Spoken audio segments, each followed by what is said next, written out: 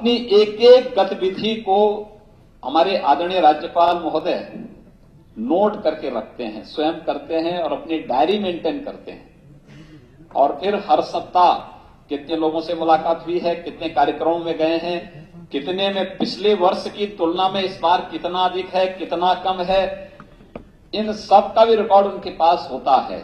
मुझे लगता है कि सार्वजनिक जीवन में कार्य करने वाले किसी भी व्यक्ति के लिए अपनी पारदर्शिता के लिए, जीवन की शुचिता के लिए ये अत्यंत महत्वपूर्ण पहलू है और जिससे आज हम सबको यहां पर उनका मार्गदर्शन प्राप्त होगा। मैं अपने माननीय राज्यपाल आदरणीय राम नाईक जी का अभिनंदन करता हूं कि जिनका नए सदस्यों को मार्गदर्शन आदरणीय राज्यपाल महोदय का मिलता है।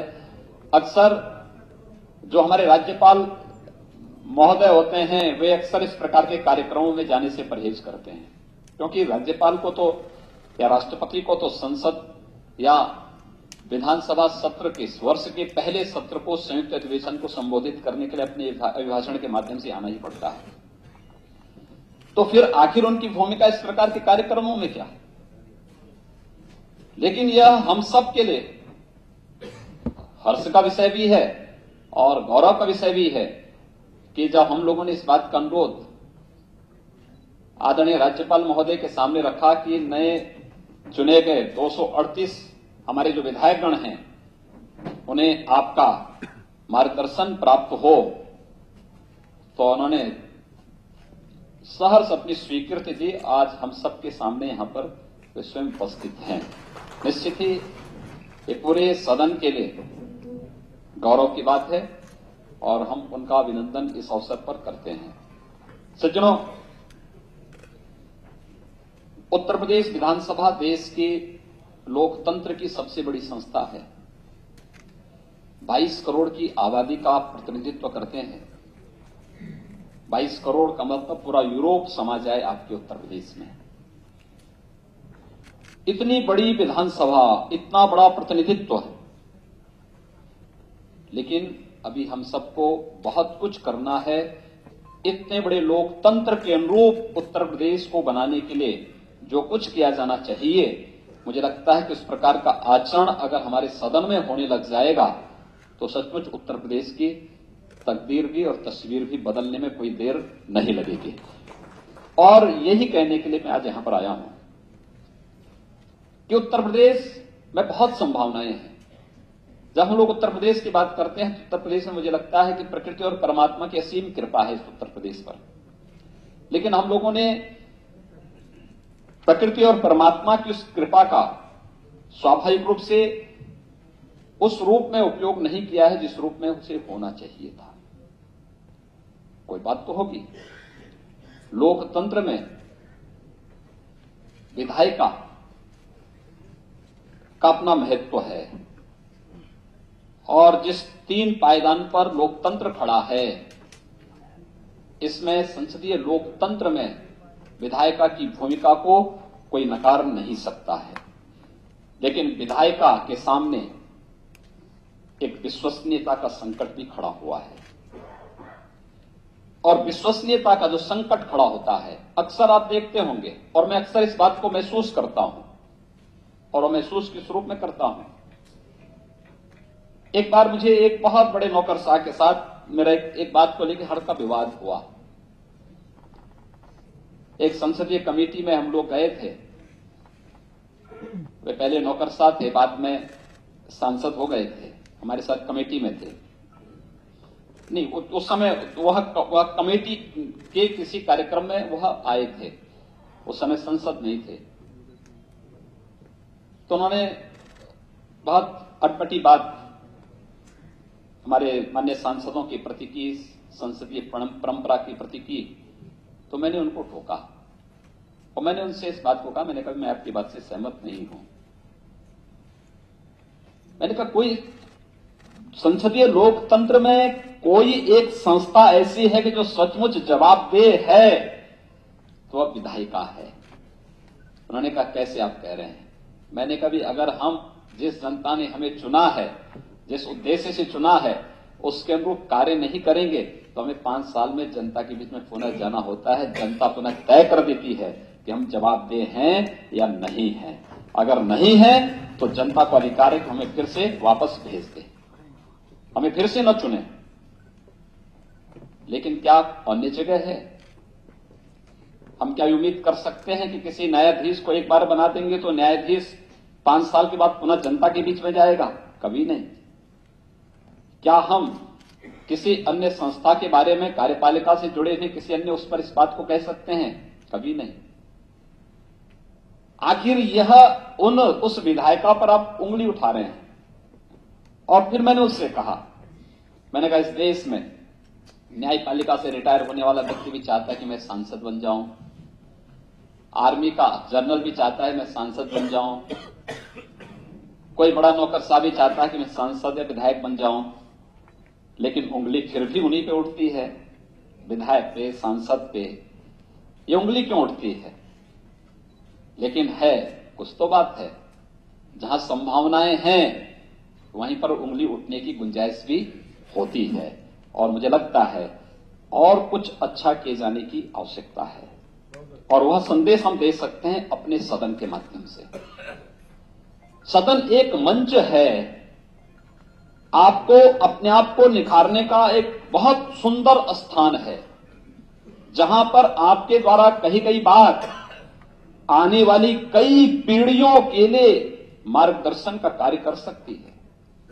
आने वाली कई पीढ़ियां उसको देखेंगी, क्योंकि वह तो फिर जो आपने कही बात, वह आने वाले समय में इस विधानसभा की प्रॉपर्टी होगी, विधानसभा की लाइब्रेरी में जाएगी।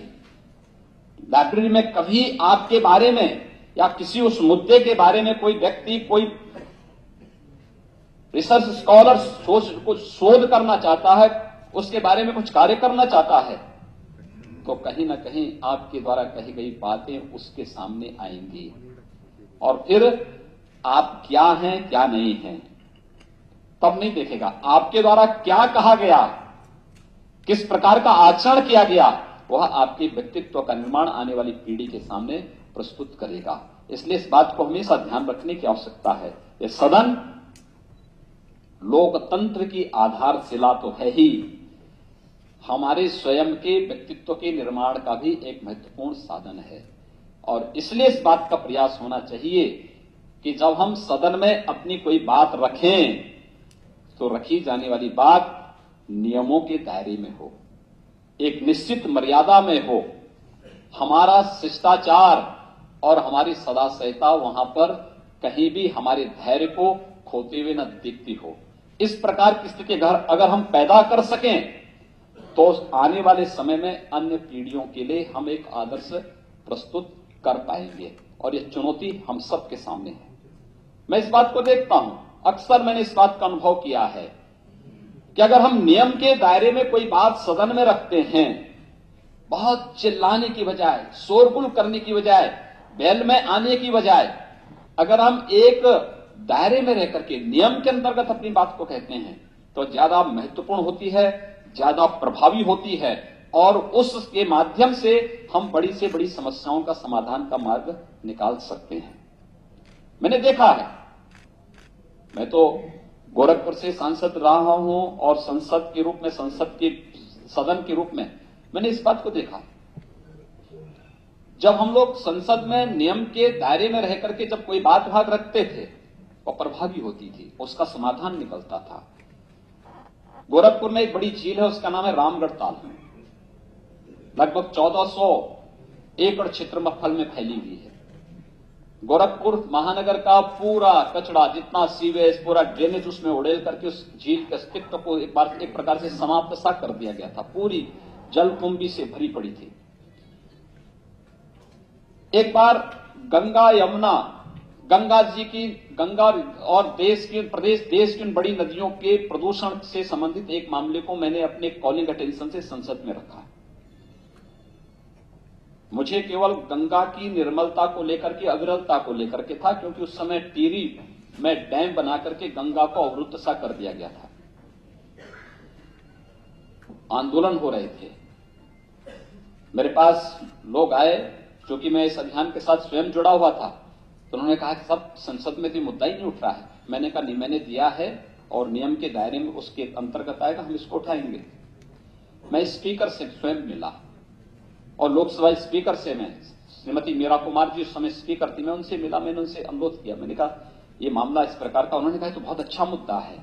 मैंने कहा मैं बहुत पहले से दिया हूं लेकिन आज तक मुझे मौका मिला नहीं। उन्होंने कहा ये तो मेरी पसंद का मुद्दा है, अगर आप इसको उठाते हैं तो मैं आपको परमिट करती हूं। और उन्होंने अगले दिन ही मुझे उस पर मौका दिया। बहुत अच्छी बहस हुई।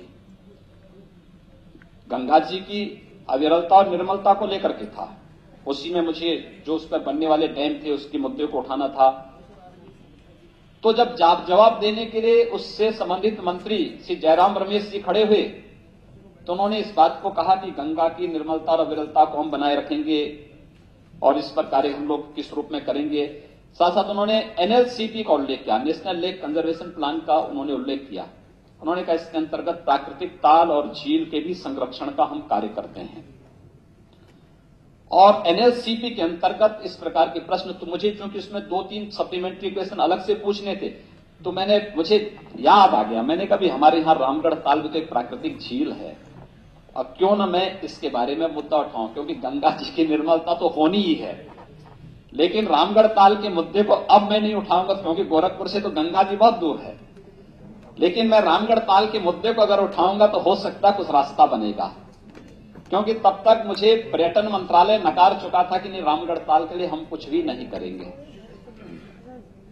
तो जैसे मैंने रामगढ़ ताल का उल्लेख किया, मैंने कहा एक प्राकृतिक झील है, 1400 एकड़ में फैली हुई प्राकृतिक झील है, इसके संरक्षण के लिए क्या एनएलसीपी में आप किसी योजना को हमारी स्वीकार करेंगे?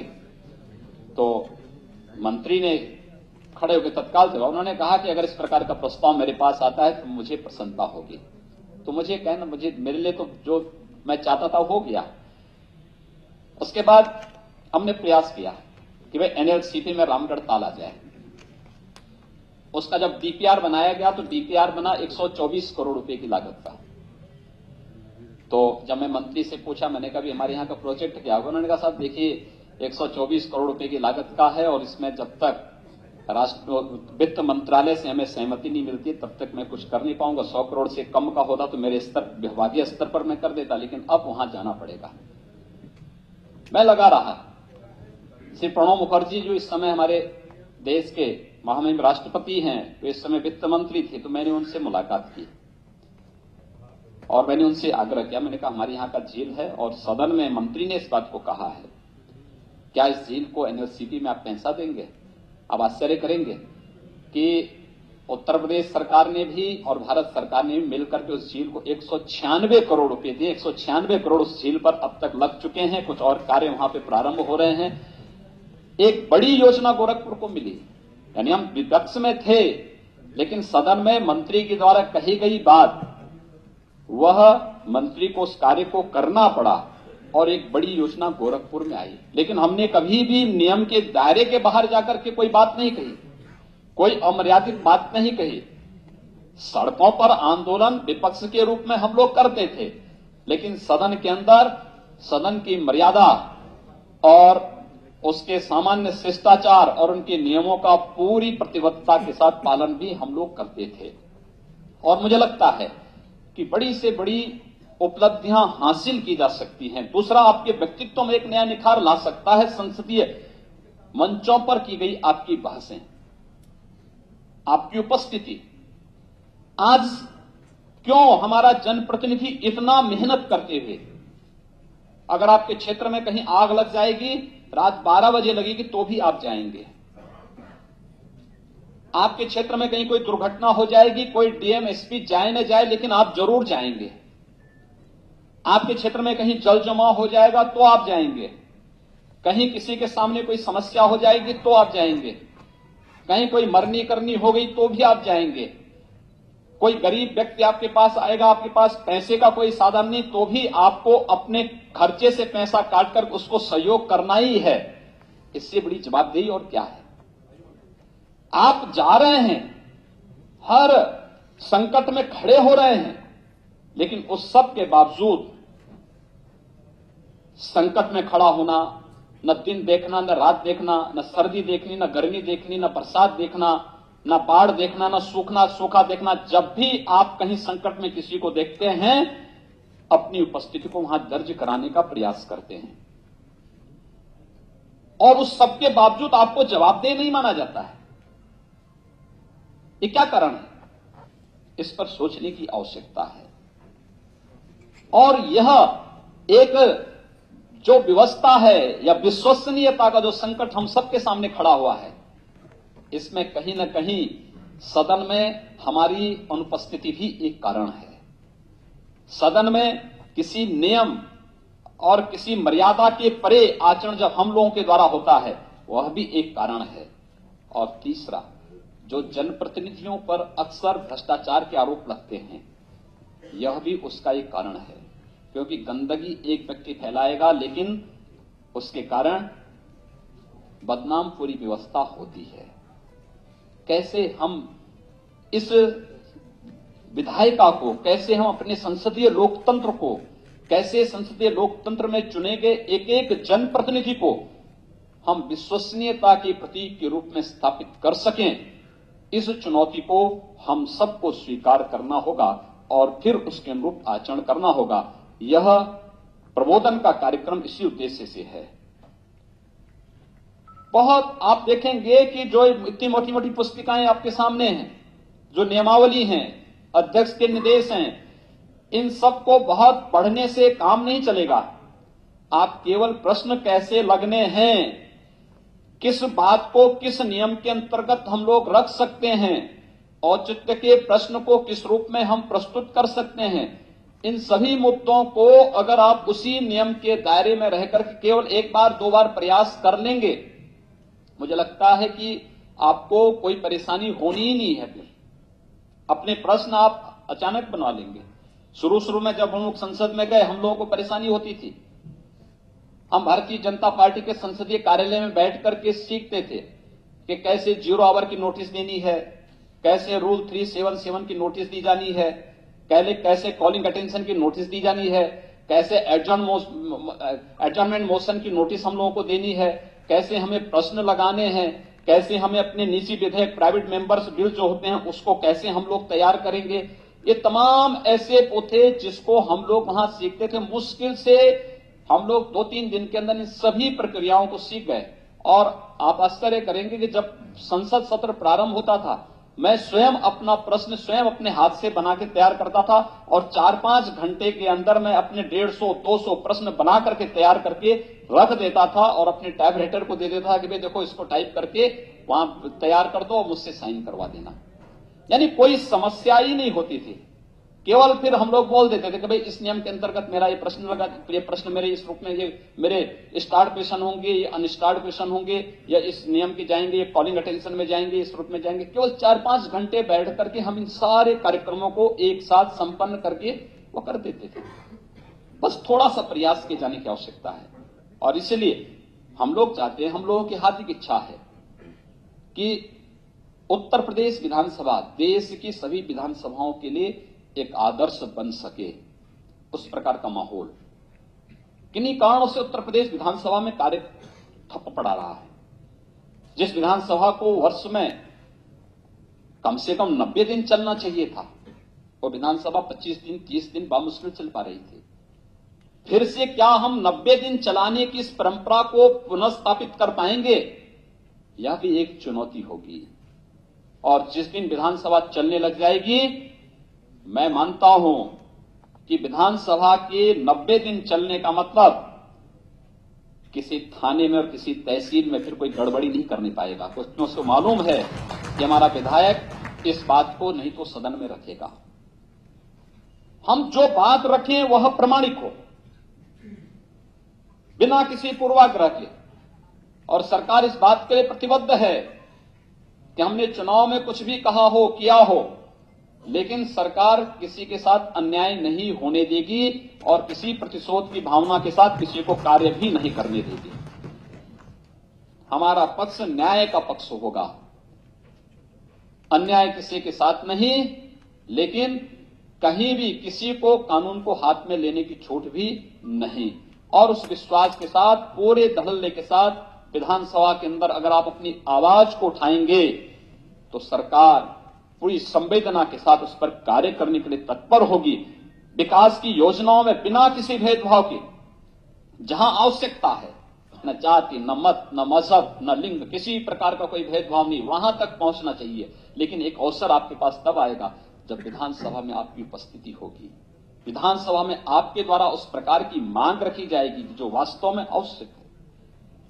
अनावश्यक एक जनप्रतिनिधि को यह शोभा नहीं देता है कि हम कोई व्यक्ति हमसे कहे कि भाई इस मुद्दे को आप वहां रख दीजिए। आप किसी के कैरियर नहीं बनिए, आप स्वयं एक सरकार हैं, आप एक विधायिका के प्रतीक हैं और उस रूप में आपको वहां पे अपने आप को प्रस्तुत करना होगा। वो चीजें अगर आप कर सकेंगे, बहुत अच्छी स्थिति पैदा हो सकती है, बहुत अच्छा कार्य हम लोग कर सकते हैं। बहुत उत्तर प्रदेश में सब कुछ संभावनाएं हैं, बशर्ते पूरी विधानसभा एक साथ मिलकर के, पूरा विधानमंडल एक साथ मिलकर के एक साथ प्रयास करना प्रारंभ कर दे तो।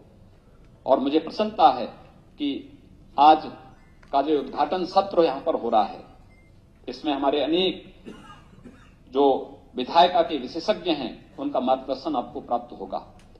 हमारे गुजरात विधानसभा के अध्यक्ष श्री बोरा जी यहां पर आए हैं। हमारे समाजवादी पार्टी के विधानसभा में नेता हैं माननीय श्री राम गोविंद चौधरी जी, उनका मार्गदर्शन प्राप्त होगा। और भी अनेक सत्रों में अन्य वरिष्ठ नेताओं के, विशेषज्ञों के, विधायिका से जुड़े हुए संसदीय विशेषज्ञों के मार्गदर्शन प्राप्त होगा ही।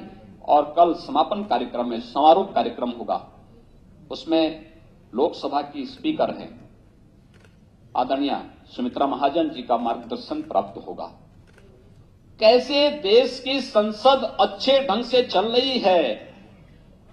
लोग कहते थे एक महिला चला पाएगी, और आज आप देख रहे होंगे कि लोकसभा की कार्रवाई, कभी कभी तो लोकसभा के सत्रों को अगर आप देखें तो 120 यानी 120% तक ऊपर बढ़ी है।